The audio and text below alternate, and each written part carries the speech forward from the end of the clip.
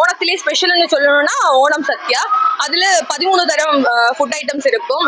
First வந்துட்டு இஞ்சி வைப்பாங்க, அதுக்கப்புறம் நாரங்காய், மாங்காய், கிச்சடி, பச்சடி, அதுக்கப்புறம் தோரன், அவியல், உருளைக்கிழங்கு கூட்டு, அப்புறம் சிப்ஸ், உப்பேரி, உப்பு அதெல்லாம் சைடில் வைப்பாங்க. அதுக்கப்புறம் பழம், பப்படம். ஃபர்ஸ்ட் சோறு போடுவாங்க, சோறு போட்ட பிறகு பருப்பு கறி அது பப்படத்தோட மிக்ஸ் பண்ணி நெய் ஊற்றி சாப்பிடுவாங்க. அதுக்கப்புறம் 2வது ஸ்டெப் சோறு போடுவாங்க, அது கூட சாம்பார் மிக்ஸ் பண்ணி சாப்பிடுவாங்க.